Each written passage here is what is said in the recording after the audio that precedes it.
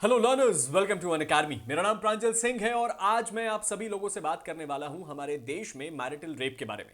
आज के सेशन को शुरू करने से पहले एक सवाल पूछना चाहता हूं आपसे। क्या लगता है आपको, हमारे देश में क्या एक हस्बैंड अपनी वाइफ का रेप कमिट कर सकता है? हमारे देश में बहुत सारे लोग अपने अलग अलग ओपिनियन देंगे। कोई बोलेगा जी हाँ बिल्कुल कर सकता है और कोई बोलेगा नहीं, ये चीज पॉसिबल नहीं है।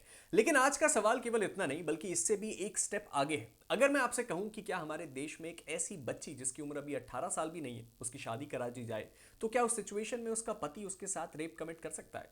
अब आप में से यहां पे बहुत सारे लोग फंसेंगे और सोचेंगे कि ये तो देखना पड़ेगा, कानूनी प्रावधान क्या कहता है। आज के हमारे इस पूरे के पूरे वीडियो में हम इसी केस के बारे में बात करने वाले हैं, जो आपके मन में इस डाउट को बहुत अच्छी तरीके से क्लियर कर देगा। तो चलिए शुरू करते हैं और समझने की कोशिश करते हैं इस पूरे मामले को। यह मामले का नाम है Islam Palto versus state of UP 2025। Allahabad high court ने यह पूरा फैसला सुनाया है जो आपके मन में इन सारे डाउट्स को क्लियर करेगा। अब अगर आप इस बात को समझने की कोशिश करें तो यह पूरे मामले की शुरुआत होती है 25 आपका सितंबर 2005। और एक विक्टिम जो है इस केस में वो एक फीमेल थी उस वक्त जब ये मामला हुआ था, जिनकी उम्र 16 साल की थी, यानी कि वो 18 साल से कम उम्र यानी कि नाबालिग थी। अब इस सिचुएशन में आरोप ये लगा कि उनको एलिजिडली क्या किया गया, कन्विक्ट के द्वारा, और उनके साथ साथ दो और लोगों को उठा के ले गए। यानी कि जब वो महिला अपने वॉशरूम जाने के लिए घर से बाहर आई तो एक व्यक्ति और उस व्यक्ति के साथ दो और लोग आए और उस महिला को, उस बच्ची को उठा के लेके चले गए। अब इस सिचुएशन में एफआईआर और इन्वेस्टिगेशन उसी सेम दिन दर्ज करवा दी गई। विक्टिम को वापस आपका रिकवर कर लिया गया, मेडिकली एग्जामिन किया गया और उस बच्ची का जो स्टेटमेंट है उसको रिकॉर्ड किया गया 164 सीआरपीसी के तहत, यानी कि जो भी लीगल प्रोसेस था उसको कंप्लाई किया जा रहा था। अब इस सिचुएशन में एक चार्जशीट तैयार करती है पुलिस और इस चार्जशीट में मामला बनता है सबसे पहला तो 363 किडनैपिंग का, 366 किडनैपिंग इस इंटेंशन से करने का ताकि आप उस बच्ची से शादी कर पाएं, और अगला बनता है रेप का। अब हमारे पास तीन बहुत ही स्ट्रॉन्ग आरोप थे उस व्यक्ति के अगेंस्ट, जिसके ऊपर आरोप लगा कि वो इस 18 साल से कम उम्र की बच्ची का किडनैप करके ले गया। अब इस सिचुएशन में जब ये मामला ट्रायल कोर्ट पहुंचता है, यानी कि सत्र न्यायालय पहुंचता है, तो वो उस मैन को, यानी कि जिसके ऊपर आरोप लगा था कि उसने उस बच्ची का किडनैप किया है, उसको क्या करते हैं, कन्विक्ट करते हैं, यानी कि उसको सजा देते हैं। और ये क्यों दिया जाता है? क्योंकि विक्टिम की टेस्टिमनी और उसकी माइनॉरिटी को वजह बनाई जाती है, यानी कि क्योंकि उस बच्ची की उम्र 16 साल से कम थी तो वो अपना खुद का कंसेंट नहीं दे सकती। दूसरी बड़ी इंपॉर्टेंट बात सामने ये निकल के आई कि भाई उस बच्चे की टेस्टिमनी देखी गई और इन सब चीजों को देख के ऐसा लगा कि इस व्यक्ति जिसने उस बच्ची का किडनैप किया था यही आरोपी है इस सिचुएशन में और इसको सजा मिलनी चाहिए। अब इस सिचुएशन में एक बड़ा इंपॉर्टेंट पॉइंट इस केस के दौरान निकल के आया कि ये जो लड़का था जिसके ऊपर आरोप लगा किडनैप करने का, और ये जो लड़की है जो किडनैप हुई है, इन दोनों के बीच सेक्सुअल इंटरकोर्स हुआ। अब इस सिचुएशन में यहां पे कोर्ट के सामने एक बड़ा इंपॉर्टेंट पॉइंट यह आया, क्योंकि इस बच्चे की उम्र 18 साल से कम है, तो सामने वाले वकील ने यह दलील रखी कि भाई इस मामले में यहां पे जो लड़की का कंसेंट है वो वैलिड नहीं होगा। क्यों नहीं होगा? क्योंकि सर ये तो पॉक्सो का केस बनता है। अब इस सिचुएशन में यह समझ में आने लगा कि सर, कोर्ट को भी यह बात समझ में आने लगी कि क्योंकि विक्टिम 18 साल से कम उम्र की थी इसलिए हम इसका कंसेंट वैलिड नहीं मानेंगे। इसके बाद क्या करती है कोर्ट? इसके बाद कोर्ट अपना फैसला सुनाती है दिए गए ऊपर 3 सेक्शंस में। अब हाई कोर्ट ने किन किन पॉइंट्स को कंसीडर किया उसको समझने के लिए हमें सबसे पहले देखना होगा independent thought versus union of India का केस 2017 का।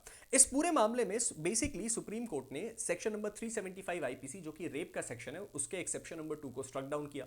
और सुप्रीम कोर्ट ने साफ साफ बोला कि अगर आप कभी भी कोई सेक्सुअल इंटरकोर्स करते हैं अपनी वाइफ के साथ जिसकी उम्र 18 साल से कम है तो उसको रेप ही माना जाएगा। लेकिन एक सबसे इंपॉर्टेंट बात यह थी कि यह जजमेंट 2017 का था और यह मामला 2005 का, और इस जजमेंट को जो इफेक्ट दिया गया था वो प्रोस्पेक्टिव इफेक्ट था, यानी कि 2017 के बाद के मामलों पे इसका फैसला लागू होगा। इसके साथ ही साथ दूसरी इंपॉर्टेंट चीज जो कोर्ट कंसीडर करती है वो था किडनैपिंग फ्रॉम लॉफुल गार्जियनशिप को।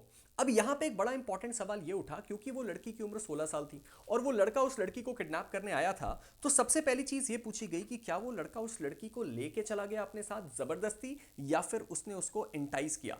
अब इस सिचुएशन में हमने ये देखा कि दो इंपॉर्टेंट प्रेसिडेंट है जो ये कहते हैं कि टेकिंग और एंटाइसिंग में फर्क होता है, और अगर कभी भी कोई व्यक्ति टेकिंग या एंटाइसिंग करता है गार्जियन की कस्टडी से तो उसको किडनैपिंग माना जाता है, लेकिन अगर एक बच्चा अपनी खुद की कंसेंट से किसी व्यक्ति के साथ जाए तो उसको हम किडनैपिंग नहीं मान सकते हैं। कोर्ट ने इस पॉइंट को भी कंसीडर किया। और आखिर में सबसे इंपॉर्टेंट चीज आई कि ये 16 साल की बच्ची और इस लड़के के बीच अगर शादी हुई है तो क्या वो शादी वैलिड है? तो यहां पे देखा गया कि उस समय मुस्लिम पर्सनल लॉ में ये बात साफ साफ लिखी हुई थी कि अगर एक बच्ची की उम्र प्यूबर्टी की हो चुकी है, यानी कि वो प्यूबर्टी की एज में आ चुकी है, तो उसकी शादी हो सकती है। और जब मेडिकल एग्जामिनेशन किया गया तो हमें यह बात पता चली कि वो लड़की की उम्र प्यूबर्टी की हो चुकी थी। अब कोर्ट ने फैसला क्या सुनाया, मैरिटल रेप का मामला क्या बना, चलिए इसको समझने की कोशिश करते हैं। सबसे पहले कोर्ट ने मामला सुनाया किडनैपिंग का। कोर्ट ने बोला कि सर, सबसे पहला सवाल तो यह था कि क्या उस लड़के ने उस लड़की को इंटाइस किया या मजबूर किया था अपने साथ लेके जाने के लिए, और क्या वो लड़की उस समय माइनर थी। सवाल ये आया और इसका जवाब ये आया कि सर, ये जो विक्टिम थी, ये जो बच्ची थी 16 साल की, ये अपनी इच्छा से घर से गई थी और कोई ऐसा एविडेंस नहीं मिला कि सामने वाले व्यक्ति ने उसको इंड्यूस किया था, मजबूर किया था कि वो उसके साथ आए। साथ ही साथ जो भी चीजें उस लड़की ने करी उस वक्त घर से जाते वक्त, वो इस बात को दर्शाती हैं कि वो ये चीज इसलिए कर रही थी क्योंकि उसका पहले से ये प्लान था कि वो उस लड़के के साथ भागना चाहती है। और इसका रिजल्ट क्या हुआ, प्रोसिक्यूशन इस बात को साबित नहीं कर पाया कि ये किडनैपिंग क्यों है, और इसीलिए किडनैपिंग की जितनी धाराएं थी उनको क्वॉश किया गया। अब सबसे इंपॉर्टेंट सवाल आता है रेप का, और इससे भी ज्यादा इंपॉर्टेंट बात मैरिटल रेप का। अब इस सिचुएशन में हाई कोर्ट ने ये ऑब्जर्व किया कि इंडिपेंडेंट थॉट का जो मामला है वो सीधे सीधे ये कहता है कि इसके अंदर एक प्रोस्पेक्टिव इफेक्ट है, इसीलिए इस मामले में तो इंडिपेंडेंट थॉट का केस क्या नहीं होगा सर, अलाउ नहीं होगा।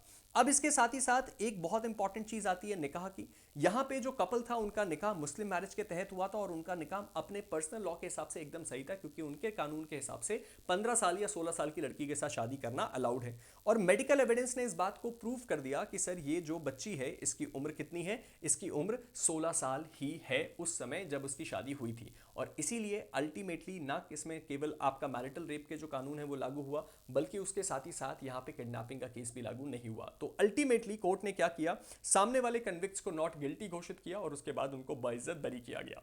अब आपके लिए सबसे इंपॉर्टेंट बात क्या है, क्या प्रेजेंट सिनेरियो में हमारे देश का मैरिटल रेप कुछ ऐसा ही कहता है? जी नहीं। 2017 और उसके बाद के सभी केसेस में यह बात लागू होती है कि हमारे देश में जो सेक्शन नंबर 375 है वो साफ साफ ये कहता है कि अगर आप कभी भी दो सिचुएशंस में अगर आप महिला के साथ सेक्सुअल इंटरकोर्स करते हैं तो उसको मैरिटल रेप माना जाएगा। अगर आप अपनी वाइफ के साथ सेक्सुअल इंटरकोर्स करते हैं उसकी इच्छा या इच्छा के बिना, अगर उसकी उम्र 18 साल से कम है तो वो मैरिटल रेप माना जाएगा। और दूसरी इंपॉर्टेंट बात कि अगर आपने कभी भी कोई सेक्सुअल इंटरकोर्स अपनी उस वाइफ के साथ किया जो आपसे अलग रह रही है, चाहे अपनी इच्छा से या किसी और कारण से, तो भी अगर आपने उसकी इच्छा के विरुद्ध उसके साथ सेक्सुअल इंटरकोर्स किया, तब जब वो आपसे अलग रह रही है तो उसको भी मैरिटल रेप के अंदर काउंट किया जाता है। तो ये बहुत ही इंपॉर्टेंट बात है, और इस पूरे मामले और इस पूरी लीगैलिटी के बारे में आपका क्या ओपिनियन है आप नीचे कमेंट सेक्शन में जरूर बताइएगा। फिलहाल हम इस वीडियो को एंड करते हैं। अगर अभी तक आपने मेरे टेलीग्राम ग्रुप प्रांजल सिंह अकेडमी को फॉलो नहीं किया है तो उसको फॉलो कर लीजिए। मुझसे जुड़ी हुई सारी अपडेट, सारी जानकारियां, सब कुछ आपको यहीं मिलेंगी। और उसके साथ ही साथ एक और बड़ी इंपॉर्टेंट बात, अनअकैडमी अपना ये ऑफर 26 को खत्म कर रहा है, यानी कि बहुत ही जल्द, जब हम आपको दे रहे हैं 18,999 में टोटल 1 साल का जुडिशरी सब्सक्रिप्शन पूरी अनअकैडमी एप्लीकेशन का। आपको जो फीचर्स, जिस एजुकेटर से जितना पढ़ना है आप पढ़ सकते हैं, और मल्टीपल कोर्सेज, मल्टीपल बैचेस को एक्सेस कर सकते हैं।